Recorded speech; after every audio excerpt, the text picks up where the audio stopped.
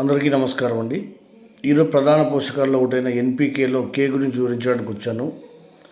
నత్రజని, భాస్వరము, పొటాష్ లేదంటే పొటాషియం అనే పేరుతో పిలుస్తారు.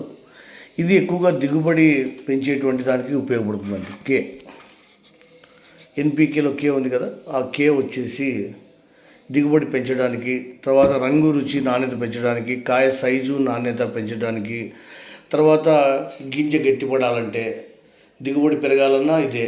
తర్వాత దుంపకాండాలైన క్యారెట్, బీట్రూట్, ముల్లంగి ఇటువంటి వాటిలో కూడా కాయ సైజు, పరిమాణం పెరగాలన్నా కానీ ఇది ఉపయోగిస్తూ ఉంటాం. దీంట్లో రెండు రకాలుగా పొటాష్ ఉంటుందండి. Muriate of potash, sulphate of potash. Muriate of పొటాష్లో పొటాష్ 60% ఉంటే సల్ఫేట్ ఆఫ్ పొటాష్లో 50% ఉంటుంది. మ్యూరేట్ ఆఫ్ పొటాష్ అన్నిటికీ వాడము. దాంట్లో కొన్ని వాడని దాంట్లో బంగాళదుంప కావచ్చు, పొగాకు కావచ్చు, నిమ్మ కావచ్చు, ద్రాక్ష వంటి వాటిలో మ్యూరేట్ పొటాష్ అనేది ఉపయోగించము. సల్ఫేట్ ఆఫ్ పొటాష్ ఉపయోగిస్తాము. సల్ఫేట్ ఆఫ్ పొటాష్లో సల్ఫర్ కూడా ఉంటుంది. సల్ఫర్ అనేది కాయ గట్టిపడడానికి కానీ, కాయలో 100% పెరగాలన్నా కానీ సల్ఫర్ అనేది ఉపయోగపడుతూ వస్తుందండి. అంతేకాకుండా పెరుగుదల బాగా పెరగడానికి, వేరువ్యవస్థ బాగా పెరగడానికి, కాండం బాగా పెరిగేకి, తర్వాత పిండి పదార్థం బాగా పెరగడానికి, వీటికన్నిటికీ సైజు రావడానికి, తర్వాత వ్యాధినిరోధక శక్తి పెరగడానికి, వీటన్నిటి కూడా పొటాష్ అనేది ఉపయోగపడుతుందండి. వీటిలో పిండి పదార్థం అధికంగా ఉండడము, తర్వాత కాయ సైజు, పరిమాణం పెరగడము, మార్కెట్కి అనుగుణంగా వెళ్ళేలా ఉండడము వల్ల దీన్ని పుద్ద దశ నుంచి కానీ, లేకుంటే కాయ వచ్చేటువంటి దశలో కానీ ఉపయోగించడం జరుగుతుందండి. కానీ ప్రధాన ఎరువుల్లో ఎన్పికేలో నత్రజని కానీ, భాస్వరం కానీ ఉపయోగించినట్టుగా కేను ఉపయోగించడం లేదు. కే ఉపయోగించడం వల్ల మంచి లాభాలు అనేటివి ఉండడం జరుగుతుంది. కే అనేది మన భూమిలో కూడా చాలా తక్కువ ఉంది కాబట్టి కే ఉపయోగించడం వల్ల వ్యాధినిరోధక శక్తి కూడా పెరుగుతుంది కాబట్టి ఎటువంటి నష్టం లేదు కాబట్టి ఉపయోగించడం మేలండి. తర్వాత ఎన్పికేలో దీన్ని మల్టీకే రూపంలో కానీ, 19 రూపంలో కానీ ఇస్తూ ఉంటారు.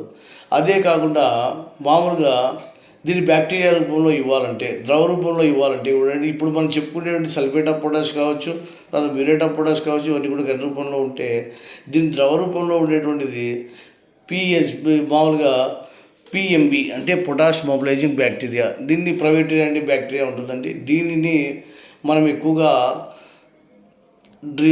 ఇక్కడ భూమిలో లభించడం వల్ల, కర్బన శాతం ఉండేటువంటి వాడడం వల్ల ఏమవుతుందంటే పొటాష్ మొబిలైజింగ్ బ్యాక్టీరియా బాగా పెరుగుతుంది. బాగా పెరగడం వల్ల అది భూమిలో సంతానోత్పత్తి చేసుకుని, తర్వాత ఆ బ్యాక్టీరియా బాగా పెరిగి వ్యాధినిరోధక శక్తి కావచ్చు, తర్వాత పిండి పదార్థం బాగా రావడానికి, కాయ సైజు, నాణ్యత కావచ్చు, రంగు, రుచి, నాణ్యత కావచ్చు, వీటికి అన్నిటి కూడా పైన చెప్పుకునే ప్రతి అంశాన్ని, ప్రతి విషయాల్లో కూడా బాగా ఉపయోగపరచడం జరుగుతుందండి. ఓన్లీ దిగుబడి పెంచే సాధనంగా మాత్రమే చూడుకోకుండా వీటికన్నిటికీ ఉపయోగపడుతుంది. అంతేకాకుండా ఇది పశువుల ఎరువులో కూడా ఉంటుందండి. 1.2% ఉంటుంది. తర్వాత వేపిండిలో 1.3% ఉంటుంది. తర్వాత ఆముదం పిండిలో 1.4% ఉంటుంది, 1.8% ఉంటుంది.